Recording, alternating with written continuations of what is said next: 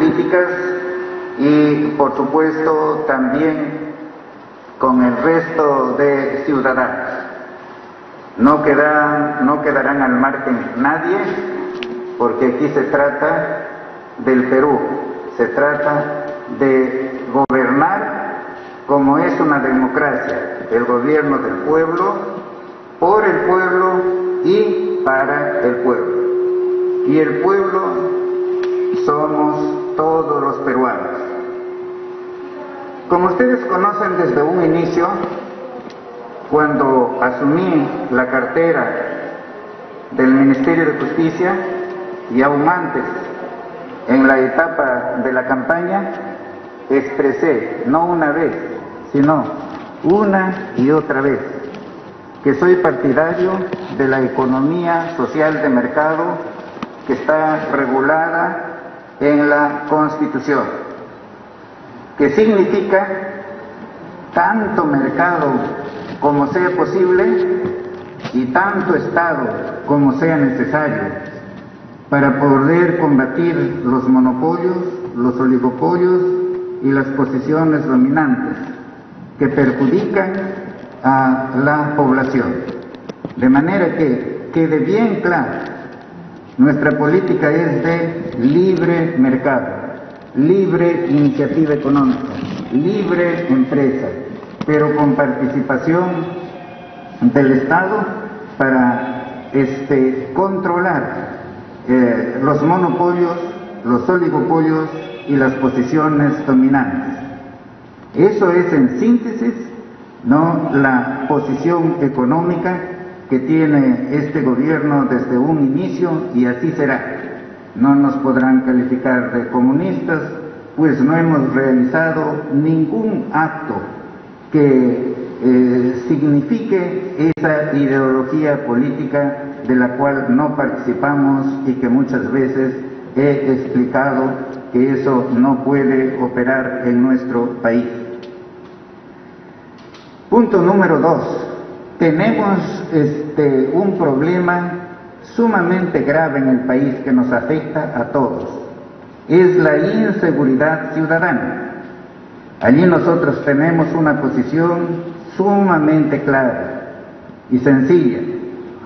La inseguridad ciudadana no es tarea solamente de la Policía Nacional, sino también de las Fuerzas Armadas, también de la sociedad civil en general. Por ejemplo, allí hay que reforzar las juntas vecinales para poder enfrentar el delito. También es tarea del sistema de justicia, o sea, Poder Judicial, Ministerio Público, Junta Nacional de Justicia, Tribunal Constitucional. Desde el punto de vista legislativo, ya hemos presentado proyectos de ley y vamos a seguir presentando de acuerdo a nuestra realidad social. Pronto presentaremos un proyecto de ley sobre las motos lineales. No podrán transitar en una moto lineal más de 2 personas, pues sabemos que con las motos lineales se cometían frecuentemente este delito de arrebato de celulares.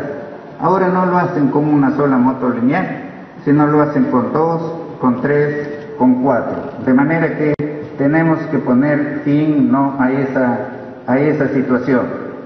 Estamos trabajando con los órganos del sistema de justicia, o sea, el Ministerio Público, el Poder Judicial, la Policía Nacional y la Defensoría Pública, para implementar el programa de justicia en flagrancia, o sea, justicia rápida, ¿no? Mediante esta justicia rápida, en un solo local estará el médico legista, el policía, el fiscal y el juez, de manera que el procesado, cualquiera que sea el delito que haya cometido, el arrebato de un celular, o un homicidio, etcétera, no será sentenciado en 12 horas o a lo más tardar, no, en 72 horas. Eso sería lo máximo. Eso estamos haciendo en materia de seguridad ciudadana, de manera que allí, ¿no?, debemos ponernos todos de acuerdo, los órganos del Estado, ¿no?, la sociedad civil, la prensa, ¿no?, porque primero está la vida, la integridad física, la salud, el patrimonio de los ciudadanos. En materia de educación estamos trabajando intensamente para la educación presencial que se inicia a fines del próximo mes de marzo. Nosotros somos muy conscientes que esa es la primera tarea de un Estado.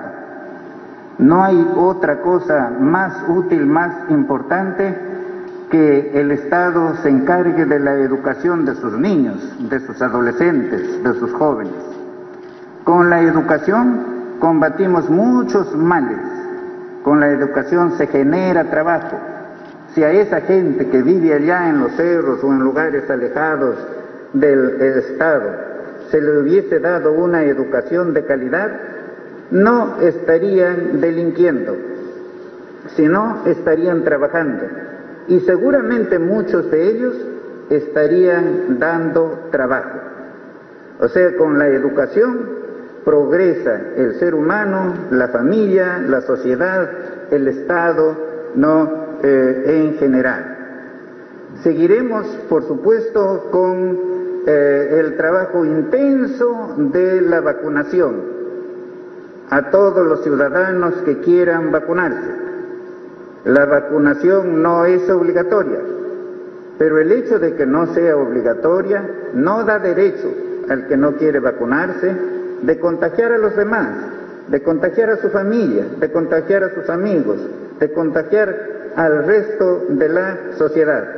De manera que allí se han tomado ya las medidas, como ustedes conocen, para que eso no se propague. Hay que entender que hay que combatir, que hay que vacunar a la mayoría de la población lo más rápido que sea posible para abrir el mercado, porque solamente así podemos crecer económicamente. Si crecemos económicamente se genera trabajo, ¿no? Y si se genera trabajo hay impuestos, ¿no?, que van a engrosar el tesoro público, y si hay eso se va a poder atender las necesidades fundamentales de la educación, de la salud, de la recreación, de la infraestructura, ¿no?, de atención a la segunda reforma agraria. Tenemos que atender, ¿no?, a la reforma agraria, tratar de crear microempresas agrarias allí,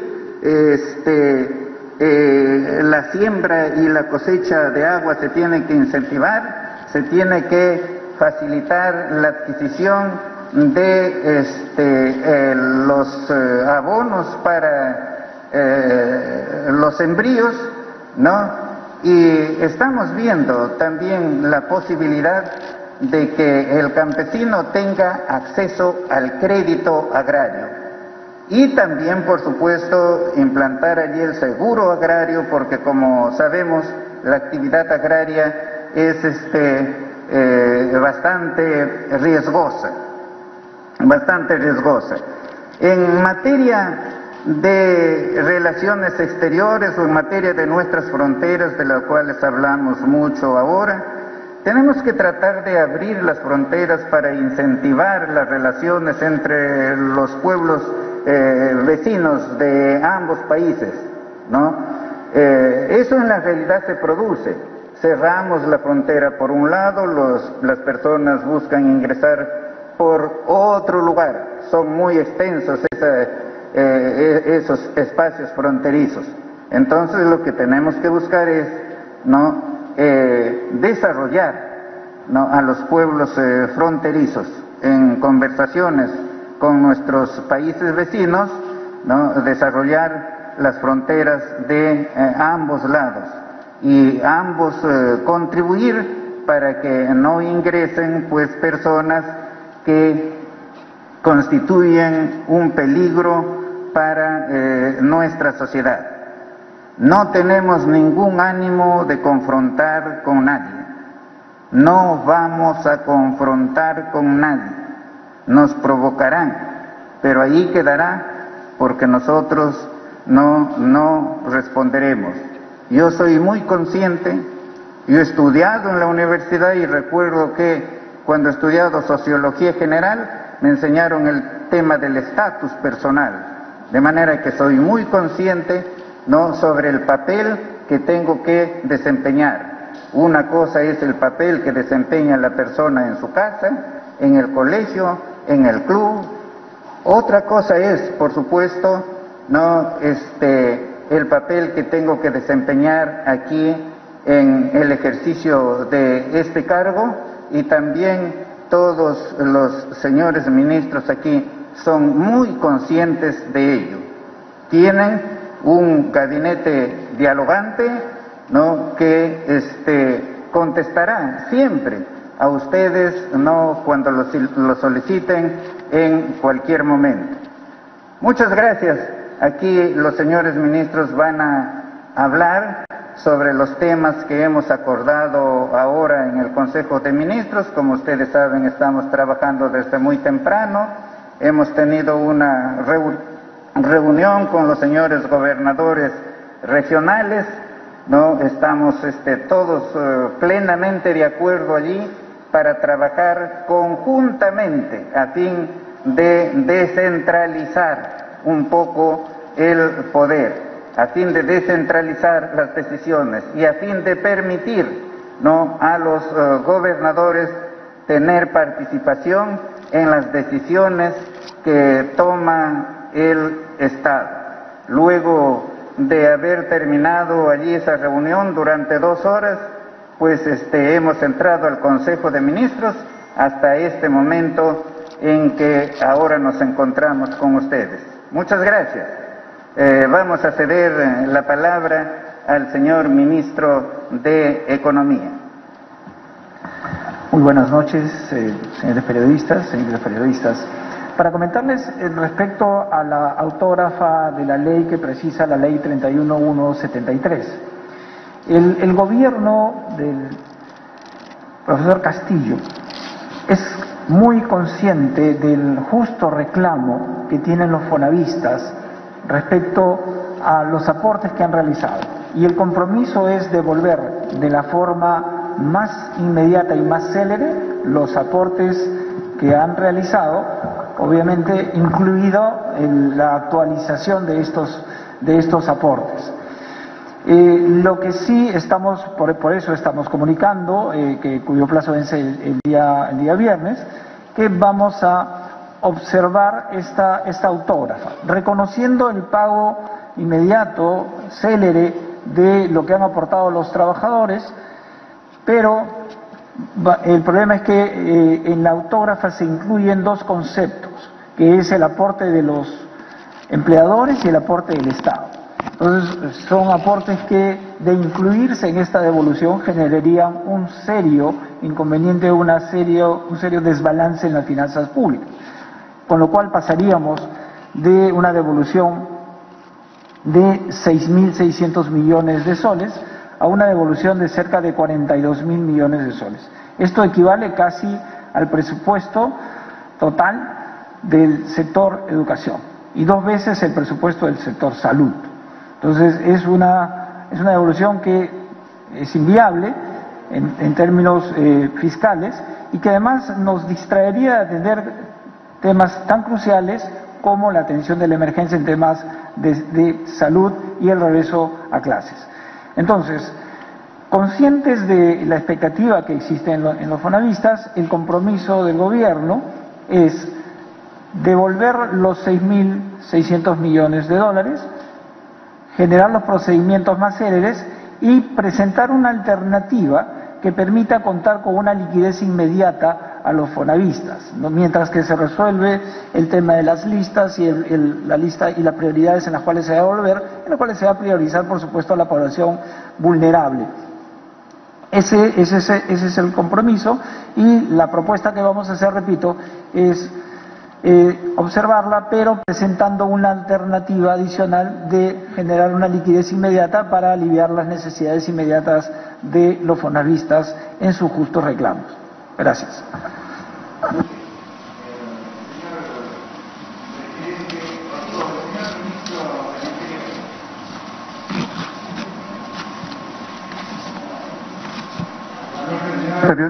Señores periodistas, el día de hoy se ha hecho una evaluación y se ha dado cuenta de la participación de la Fuerza Armada y la Policía Nacional en los operativos y las actividades que se vienen realizando durante el decreto de emergencia en Lima y Callao.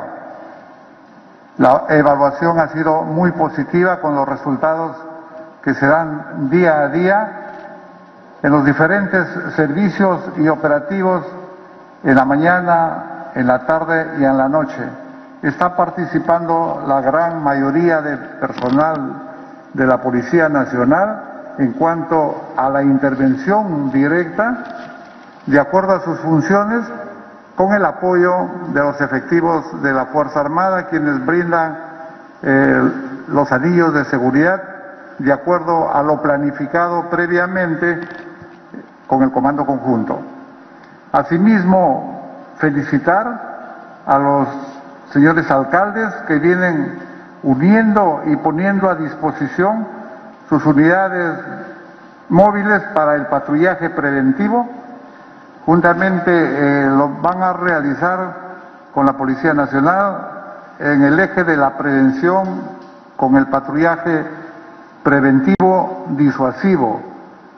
Y algo más importante es que han puesto a su disposición sus centrales de emergencia de las cámaras de videovigilancia para un trabajo conjunto con la Policía Nacional. Gracias.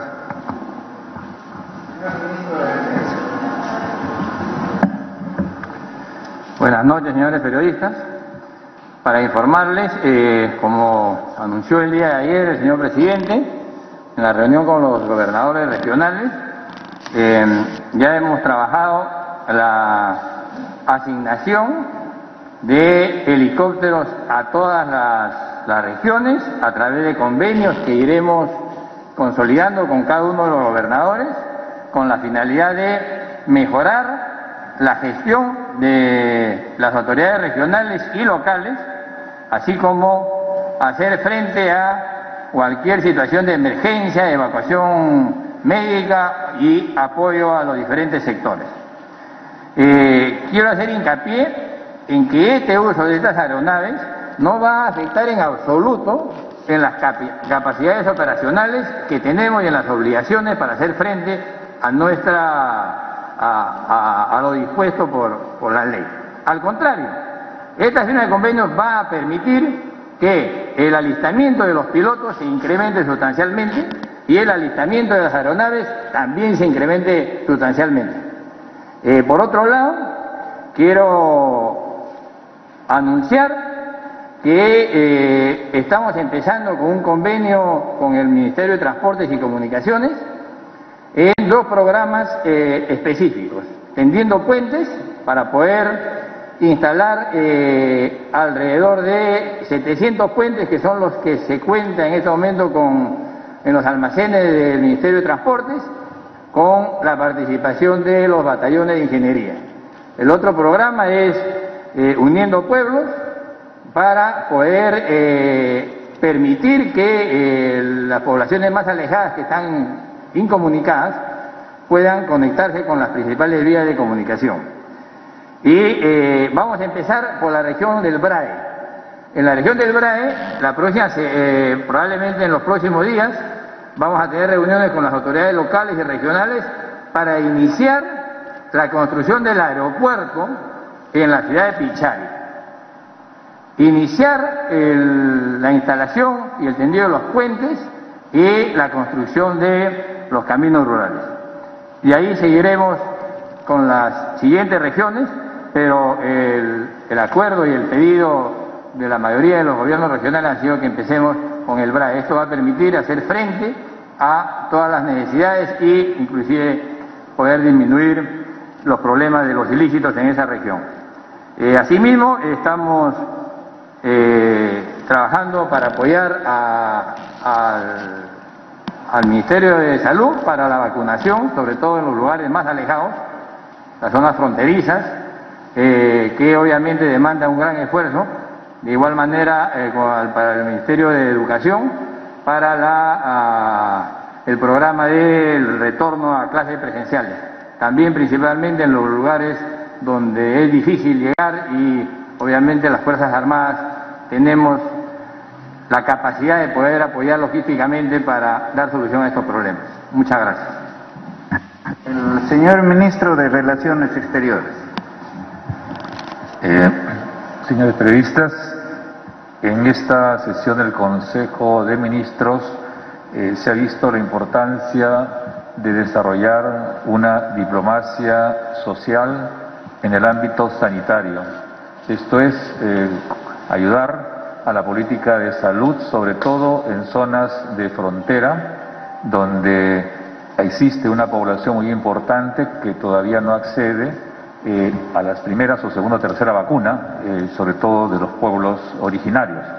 Más aún, la semana pasada, el presidente Castillo y el presidente Bolsonaro se reunieron precisamente en Brasil para promover, entre otras cosas, precisamente también esta cooperación sanitaria.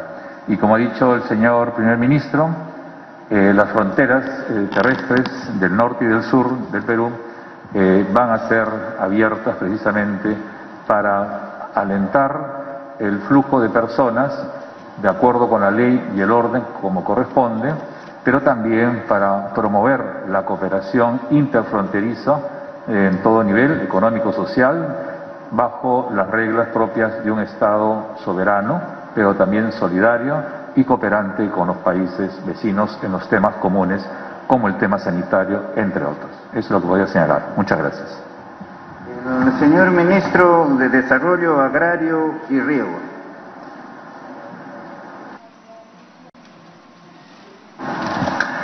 Bueno, buenas tardes, señores periodistas. Ha sido pues muy importante la reunión que hemos tenido y básicamente en el Ministerio de Desarrollo Agrario y Riego les hablaremos de la segunda reforma agraria. Indicarles primeramente que no hay que tener miedo. Mucha gente ha llamado, muchos productores, diciendo de que esto suena a la primera reforma y no es así. Esta segunda reforma agraria consiste en que todos los hombres y mujeres del campo, prácticamente entre todos, se tiene que encaminar. Los pequeños que pertenecen a las comunidades de la sierra y de nuestra selva, aquellos están en crecimiento o transición, y también a nuestros hermanos agroexportadores. Y mediante la plataforma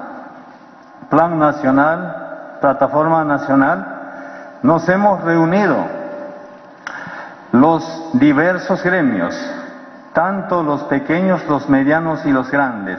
Nuestros hermanos agroexportadores van a enseñar a vender en el mercado internacional los productos que producen, que cultivan nuestros pequeños agricultores, pero a cambio de incentivos, digamos incentivos tributarios de acuerdo al porcentaje de cuánta producción le compran a estos pequeños y le llevan al mercado internacional. En la conversación, en la reunión que tuvimos los ministros, se ha escuchado muchas propuestas. Por ejemplo, un problema muy serio es el mercado. Los productores pequeños producen una pequeña cantidad, pero esta pequeña cantidad no lo pueden vender, llevan al mercado y retornan con una frustración. Lo que se necesita es el mercado. Y los hermanos empresarios, los agroexportadores, conocen el mercado y todo este proceso de exportación, y entonces a estos pequeños los enseñarán cómo se trabaja. Como en nuestro país conocemos, Ser agricultor, ser ganadero pequeño significa ser pobre. Y esto tiene que cambiar con esta segunda reforma agraria. Un ejemplo, nuestros pequeños agricultores para sembrar una hectárea de papa invierten 8.000 soles y producen 8 toneladas. Y eso no es a los estándares de la producción.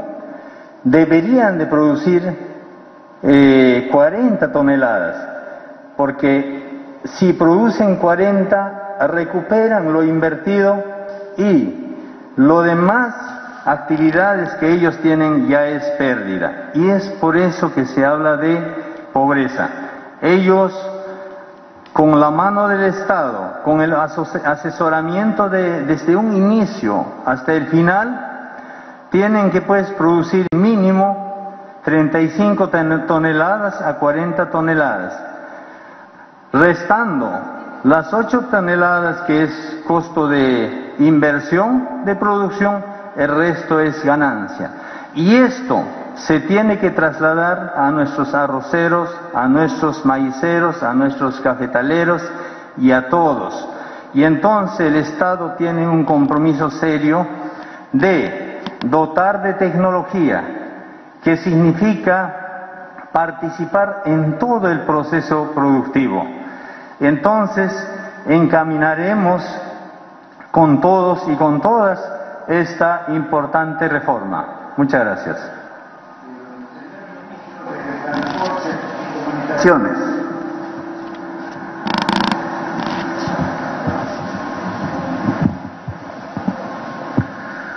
Buenas tardes, Premier, colegas, señores periodistas. En primer lugar, comunicarles que en el marco de la descentralización y la zona de emergencia que vive el BRAE, esta tarde en la reunión del Consejo de Ministros se ha visto conveniente hacer un convenio con el Ministerio de Defensa a fin de empezar a desarrollar la zona del BRAE y de esa manera brindarle otras oportunidades al campesino y sobre todo al agricultor, de tal manera que ellos tengan mejores oportunidades y puedan tener un mejor nivel de vida. En ese sentido, ratificar lo que dijo el Ministro de Defensa es ver por el mejoramiento y sobre todo por la ampliación de la pista de aterrizaje del aeropuerto de Pichari, pero además también trabajar en la conexión de puentes terrestres de tal manera que pueda haber transitabilidad de las personas y sobre todo para dinamizar la economía del BRAE, pero también trabajar en lo que es carreteras de penetración de tal manera que puedan llegar a lugares más alejados y los más difíciles y sobre todo llegar a las zonas agrícolas y de producción de la zona del BRAE. De esa manera estaríamos empezando a darle un mejor nivel de vida y desarrollo al BRAE, que está por más de 40 años en emergencia. Gracias.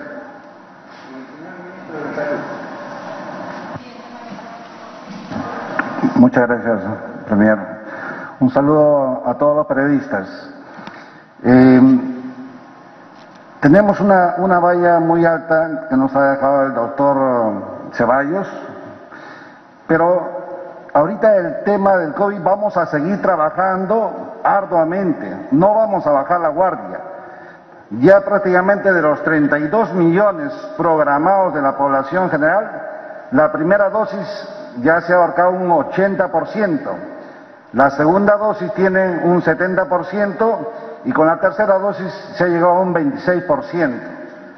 Si bien es cierto, en este mes hemos llegado a casos del COVID no incrementado, prácticamente en la segunda semana hemos llegado a tener 341.000 casos, pero ha ido bajando a 200.000, la siguiente semana 75.000 y ahora prácticamente en la última semana estamos con alrededor de 5.000 casos del COVID-19 en la variedad de Omicron. Entonces, pero todos estos casos que prácticamente les ha dado esta variedad son por lo general las personas que no se han vacunado, no se han vacunado. Entonces, a través de los medios de prensa, aprovecho la oportunidad, por favor, a vacunarse. Ahora ya estamos entrando también en la etapa para las clases presenciales. Prácticamente los niños de 5 a 9 años hemos llegado a coberturar el 20.6%. Y vamos a entrar en un trabajo intensivo para poder lograr la meta y que nuestros niños puedan ser vacunados en su totalidad. Pero ahora, señores periodistas, el tema del COVID, que durante toda esta pandemia, casi estos 2 años, el COVID no lo es todo. Entonces, yo soy médico que he trabajado en puestos de salud, centro de salud, hospital, allá en toda la selva del Chanchamayo. Tengo 23 años como médico y me gusta el trabajo preventivo promocional. Y le vamos a dar el enfoque preventivo promocional al primer nivel, porque prácticamente el 75-80% de toda la población del Perú se ven en los puestos y centros de salud. Gran error en el primer año del COVID.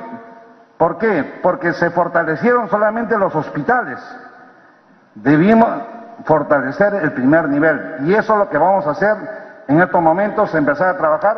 Voy a convocar a los diferentes directores regionales de salud de todo el Perú para que nos traigan el diagnóstico situacional en cuanto a infraestructura, equipamiento, recursos humanos y otros.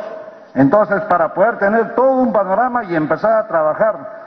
Señores periodistas, el tema de la tuberculosis no ha cambiado, más bien se ha incrementado.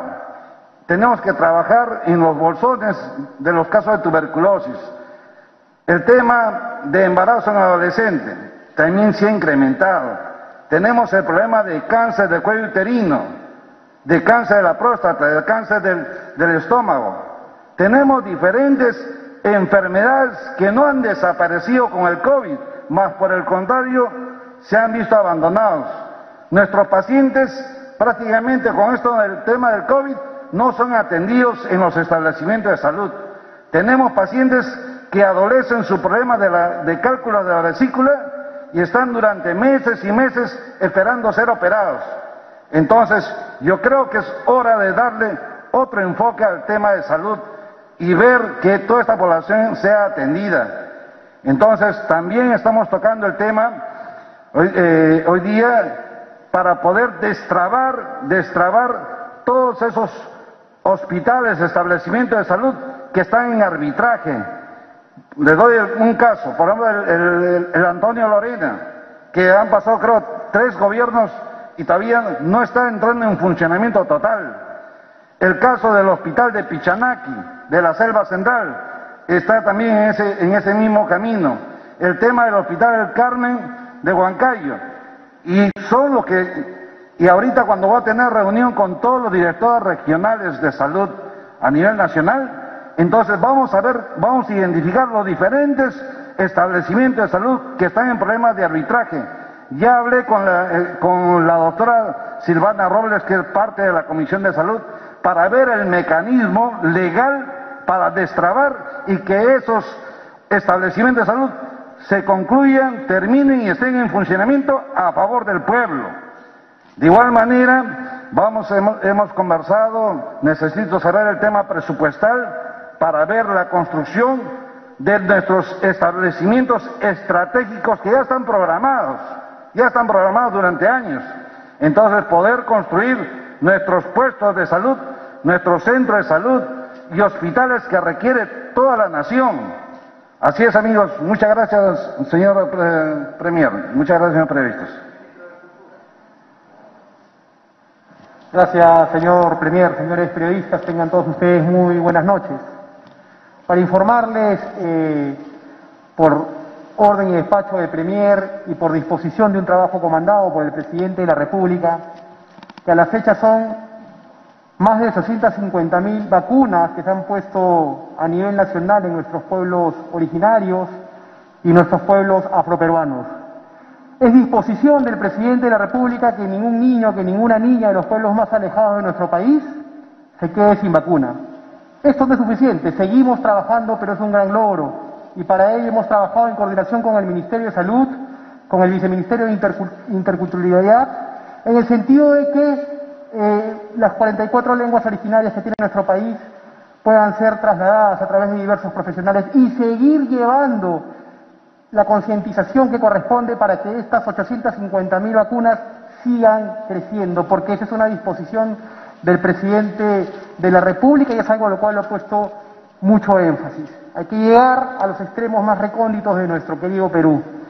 Por otro punto, señor primer ministro, hemos presentado al Congreso de la República el proyecto de ley mediante el cual se cambia el nombre del Ministerio de Cultura por Ministerio de las Culturas. Culturas que nacen de nuestros 55 pueblos originarios. Ya tenemos dictamen favorable de la Comisión de Cultura del Congreso, tenemos dictamen favorable de la Comisión de Descentralización y estamos a la espera que el Pleno del Congreso pueda programar y agendar el debate de esta ley, que es una ley absolutamente justa para el país. Muchas gracias, señor primer ministro. El señor ministro de la Producción, por favor. Buenas noches, señores periodistas. Hoy hemos tenido una ardua tarea, hemos estado en Consejo de Ministros, dirigido por nuestro señor Presidente de la República y nuestro Premier. Ha sido una tarea enfocada principalmente en los dos sectores más álgidos en este momento, que es la educación y la salud en nuestro país, y enfocado en todos los demás sectores en apoyo justamente para lograr enfocarnos en estos temas principales que son vitales para el desarrollo y para la reactivación económica. Desde el sector producción nos hemos enfocado en la diversificación productiva y desde ahí queremos apoyar pues a los que más necesitan. Así que estamos coordinando todos los sectores enfocados en los problemas principales de nuestro país. Este es un Consejo de Ministros muy participativo y de puertas abiertas, así que estamos enfocados en los problemas del país y tras eso vamos a seguir trabajando de manera muy ardua. Buenas noches, gracias.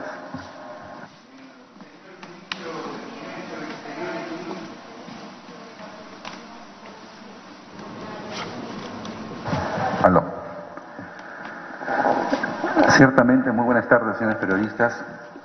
Desde la cartera de Comercio Exterior y Turismo, en el contexto de esta coyuntura de país y como gobierno, esta primera sesión de la presidencia del Consejo de Ministros ha afianzado como gran prioridad el consenso político, el diálogo democrático, la necesidad del equilibrio de poderes, porque creemos que son las condiciones fundamentales para promover y reactivar la economía con enfoque social y de mercado, la estabilidad jurídica, la promoción de inversiones públicas, privadas, el relanzamiento de la gran necesidad de los proyectos de todas las regiones en las diferentes carteras son nuestras prioridades. A todo el sector productivo, agroexportador, artesanos, restaurantes, a toda la cadena de valor del turismo, reiteramos nuestro compromiso de seguir expandiendo los beneficios de este boom de agroexportación, de riqueza, de bio y megadiversidad que nuestro país resalta en todo el mundo. Vamos con optimismo, con bastante sensatez, abriendo la cancha para fortalecer este periodo sensible en que estamos afrontando. Muchas gracias. La señora ministra de la Mujer.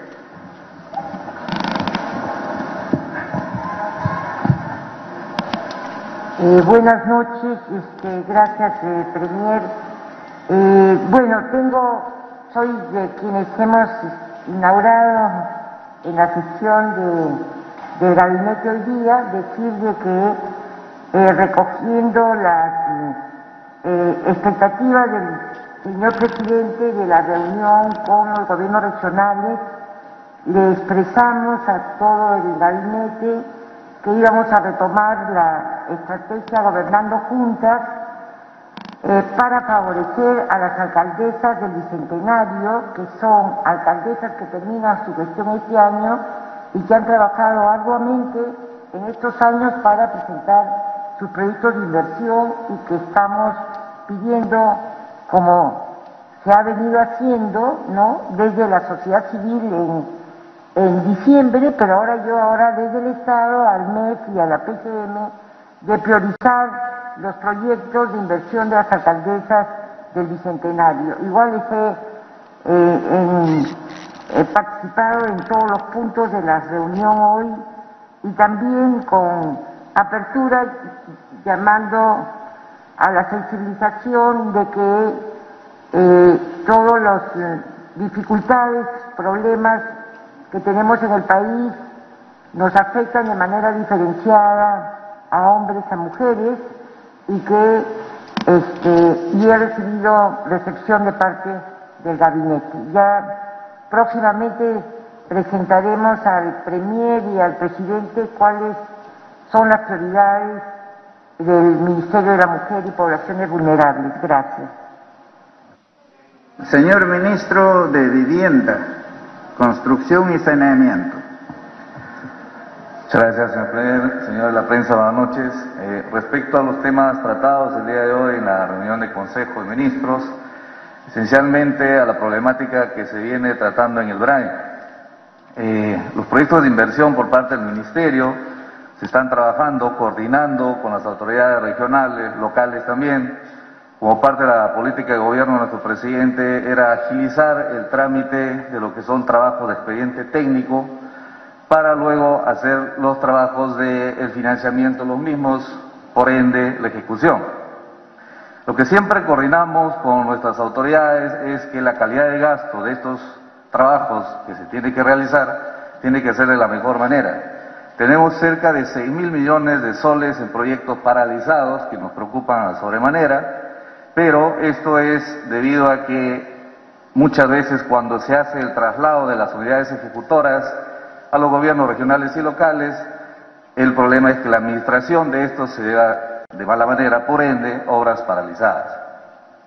El trabajo del Ministerio de Vivienda es hacer el seguimiento conjuntamente con estas autoridades para que la inversión llegue de buena manera a ese Perú profundo por el cual estamos trabajando. Eso es todo lo que tengo que informar, señor Primer Ministro. Muchas gracias. Gracias. El señor Ministro del Ambiente.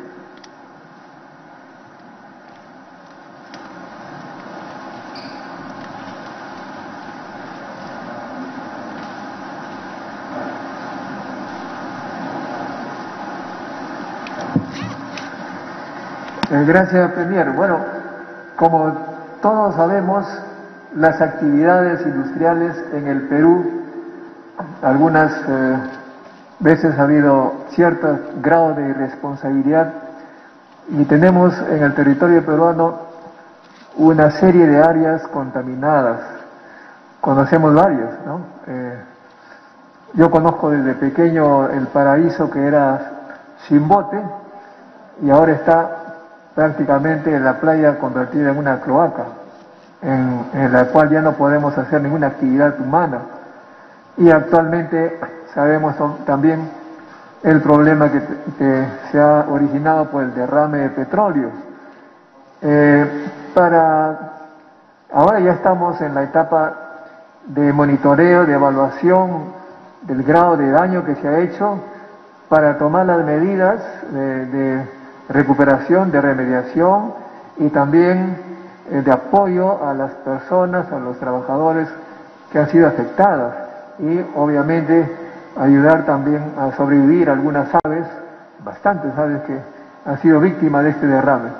Todo esto es un esfuerzo interinstitucional, multidisciplinario, en la que están varias instituciones como el Instituto de Humano de Perú, la Capitanía del Puerto, en fin, una serie de organizaciones que tenemos que coordinar para que de una manera científica y tecnológica logremos que nuestro mar nuevamente sea pasible de ser utilizado para beneficio de todos nosotros, sobre todo para los pescadores artesanales, porque ellos trabajan para sobrevivir en este medio.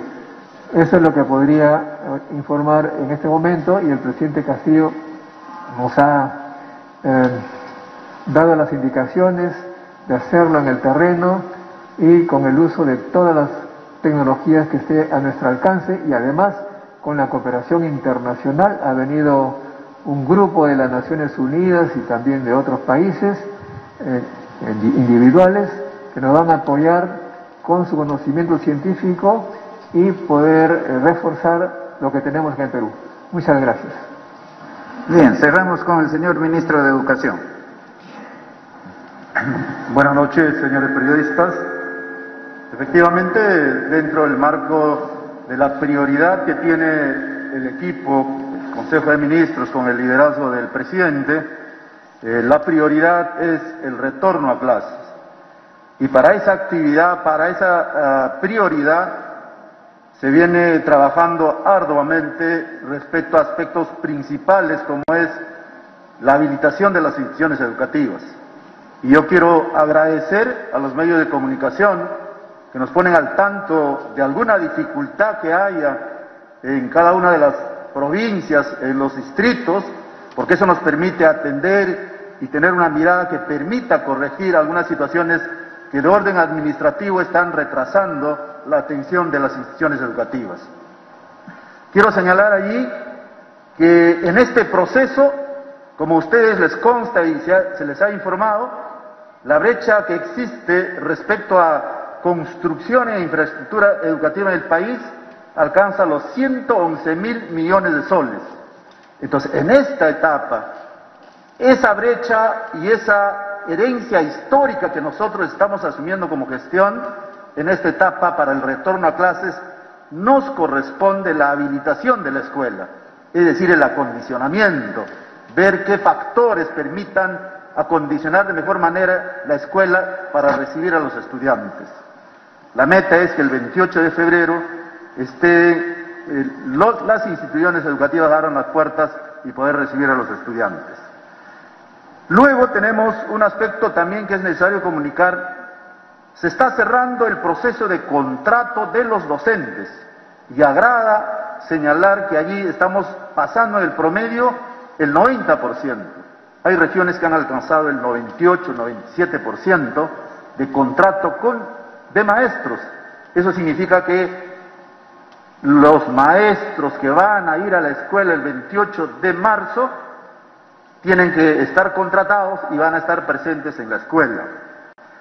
Por otro lado, también debo informar, y aquí una noticia buena, es que nosotros hemos retomado el trabajo con Proinversión y ahí tenemos ya la definición de construcción de 3 COAR: Pasco, Huancavelica y Cusco.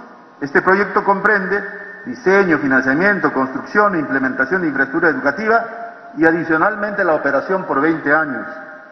Viene una segunda etapa para seguir atendiendo con Proinversión también otros COAR.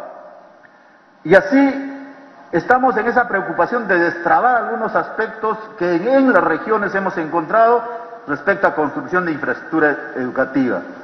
Allí estamos tratando de que PRONIET tenga que ser más flexible y atender mucho más rápido. Hemos encontrado en esa dimensión y creo que en los próximos días debemos estar solucionando varios temas que hemos conversado el día de ayer con los gobernadores regionales y que nos permite identificar dónde hay que actuar de mejor manera, teniendo en cuenta que hay que terminar también algunas obras que tienen un saldo de balance para su culminación. Y ese tema tiene que ser atendido de mejor manera y lo más rápido posible. Finalmente, debo indicar que el día de hoy también se ha emitido la norma técnica que permita el retorno a las aulas de las universidades, tanto públicas como privadas. El día de hoy ha salido publicada la norma de retorno que comprende diversos aspectos generales bajo el principio de la autonomía de la universidad para poder determinar horarios, turnos, ingresos y temporalidad también. Eso es en grandes rasgos lo que yo puedo señalar. Y adicionalmente el día de hoy el equipo ha discutido, ha conversado, ha dialogado el tema del dictamen aprobado en el Congreso, pero que en todo caso nos ha permitido tener una discusión muy rica respecto a este tema y que nos ha permitido tener una mirada más holística, una mirada en visión prospectiva de lo que queremos efectivamente con la educación en el país, y eso nos va a permitir comunicarnos mucho más o convocar a los actores a efectos de tener una mirada, reitero, mucho más con visión prospectiva respecto a lo que queremos nosotros como la gran reforma educativa que necesita el país. Bien, hemos concluido las exposiciones, pasamos a la estación de preguntas. Protocolo va a indicar la modalidad.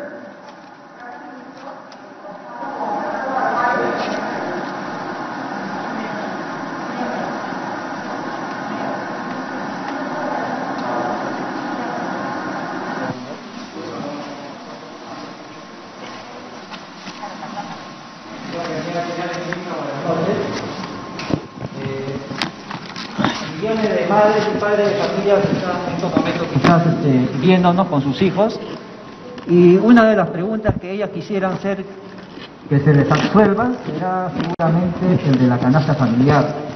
En los últimos 6 meses ha subido enormemente. ¿Cuál sería la respuesta del gobierno para esos millones de peruanos que se ven en estos momentos afectados por ese tema de la subida del alza de la canasta familiar? Y finalmente, señor Premier, respecto al tema de los combustibles en el país, básicamente el tema del gas, ¿cómo lo va a afrontar este nuevo gabinete? Muchas gracias. Va a contestar el señor Ministro de Economía. Muy buenas noches. Sí, en los últimos meses, conscientes del incremento de precios que ha tenido y que ha impactado sobre todo a los sectores de menores ingresos, el gobierno ha estado otorgando bonos para compensar precisamente de alguna forma este incremento de los precios. Hay que notar que este incremento de los precios tiene dos componentes, ¿no? El componente del tipo de cambio y el componente del factor externo por el costo de los principales insumos a nivel internacional. Esta inflación se da a nivel internacional y es el Banco Central el responsable en su política monetaria del control de la inflación, y ha estado haciendo subidas graduales de la tasa de interés para precisamente compensar esta subida de precios, que de acuerdo a las proyecciones que hace el Banco Central debería estar disminuyendo alrededor de la mitad en la segunda parte de este año. En respecto al tipo de cambio, también hemos tenido un alivio, ya los mercados están bastante más calmados, y ha habido una disminución importante en el tipo de cambio, lo que ha permitido también de cierta forma compensar el incremento que se dio por los insumos y alimentos importados. La siguiente. Siguiente pregunta, Jacqueline Arce de DEPCABI. ¿Qué tal, ministro? Muy buenas noches. Para el ministro de Economía. La anterior gestión del Ministerio de Economía y Finanzas dijo que se iba a presentar proyectos de ley para realizar cambios al régimen fiscal minero. Usted, ministro Graham, ¿continuará con ese trabajo? De ser así, ¿cuándo se presentará la iniciativa al Congreso, considerando que este tributo es de periodicidad trimestral? Sí. El pedido de delegación de facultades que fue denegado por parte del Congreso sobre estos temas, el compromiso es trabajar de manera articulada y consensuada con una propuesta. En este momento seguimos con la evaluación y no podría dar una fecha en la cual vamos a presentar una propuesta que será discutida definitivamente con el Congreso. Siguiente pregunta, Janelis Martínez de RTP.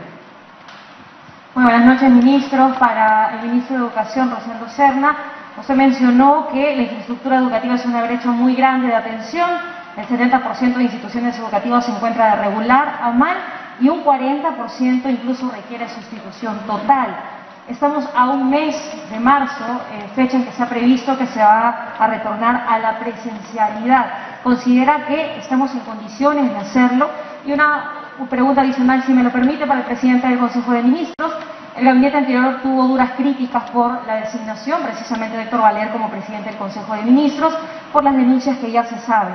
Otros ministros de ese gabinete también fueron cuestionados por tener denuncias años anteriores y han sido ratificados nuevamente en el cargo de este gabinete que preside usted. Teniendo en cuenta todo ello, ¿confía usted en que va a obtener el voto de confianza ante el Congreso? Muchas gracias.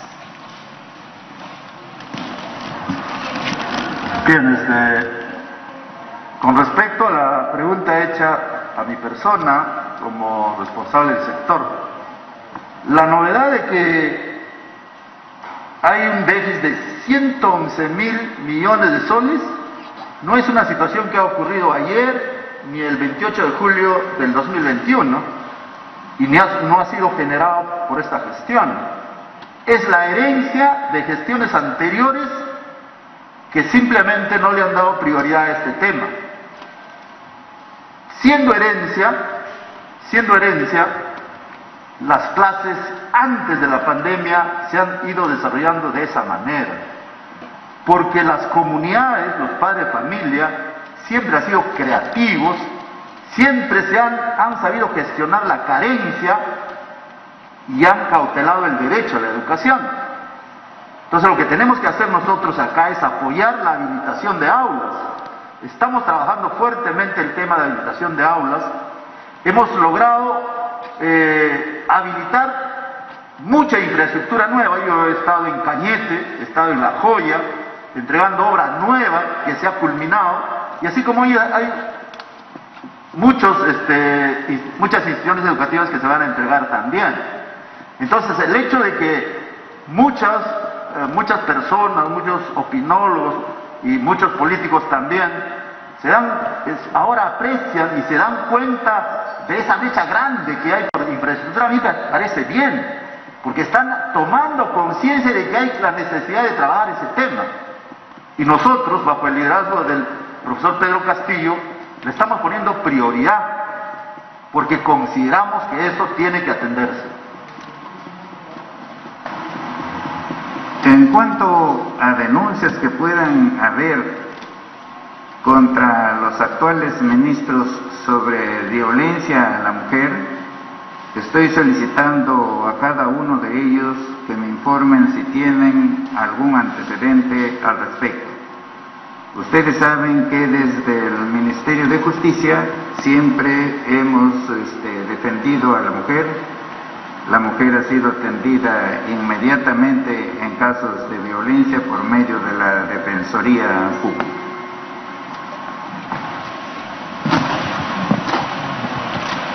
Última pregunta a cargo de Katia Gutiérrez de Canal N.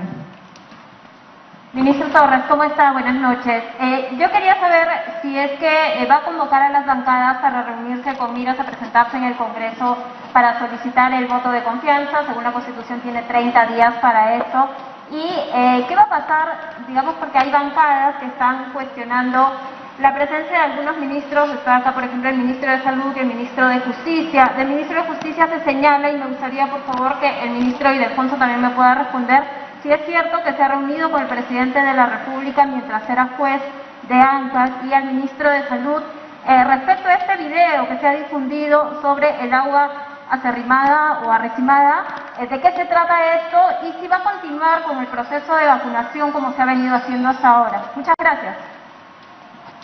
Con relación al voto denominado de investidura, vamos a presentarnos al Congreso para coordinar la fecha en la cual el Congreso nos pueda asignar el momento en que nos podemos presentar, o sea, el día y hora. Eso el Congreso lo señalará dentro de los 30 días que están previstos en la Constitución. Sobre la decisión que tome el Congreso de conferirnos o no conferirnos la confianza, eso es decisión única del Congreso de la República. Nosotros aceptaremos silenciosamente esa decisión. En cuanto a que el ministro de Justicia u otro ministro tenga antecedentes policiales, judiciales, ¿no? De sus antecedentes no aparece eso, pero en todo caso, de este momento yo le solicito a él públicamente, ¿no?, que nos haga llegar las denuncias que pueda tener el estado en que se encuentre esas denuncias y sobre qué materia son esas denuncias. Creo que había otra parte de su pregunta. Para el ministro de Salud. Ya, muy bien. Muchas gracias. Siempre he trabajado en la parte preventiva promocional en mis 23, 24 años de médico y no he borrado nada de lo que es de mi página del Face. Ahí ustedes pueden ingresar. No tengo por qué borrar nada. Y una de ellas, de repente, he hecho diferentes publicaciones sobre hepatitis, sobre el uso del pulsoxímetro y así sobre el COVID, sobre lo que es la vacunación y diferentes videos para poder educar a la población. Y de repente este producto, que no le voy a hacer propaganda, este producto es un tipo de agua racimada y que tiene permiso de la DIGEMIT, de DIGESA y de la FDA y que se puede comercializar en las diferentes boticas y farmacias.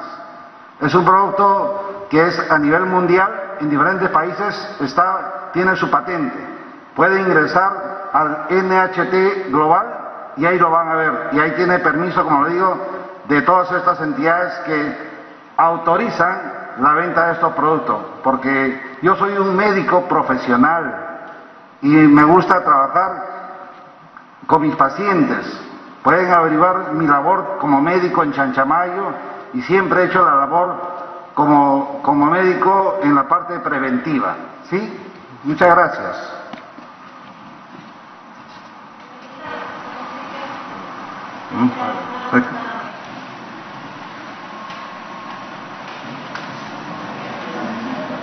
Le había hecho una consulta al ministro de Justicia también, por una investigación que tiene en la OMA a propósito, o cuando era juez de ANCAS. Sí, por favor. Gracias, Premier. Señora periodista, buenas noches. Primero, para decirle que yo tengo más de 25 años como abogado y siempre me he conducido por una línea recta. Ustedes van a ver durante el tiempo que he ejercido como juez mis decisiones y en ningún lugar donde he trabajado estoy comprendido en algún tipo de actos disciplinarios. Ahora bien, con respecto a la pregunta que me hace la señorita periodista, para decirle que yo, para ser convocado por el presidente, he tenido que conversar con el presidente, ¿no? Y también con el premier. Entonces, esa es mi respuesta, señorita. Lo demás no conozco porque recién me acabo de enterar por usted. No tengo conocimiento. Gracias. Gracias por su presencia. La conferencia ha concluido. Buenas noches.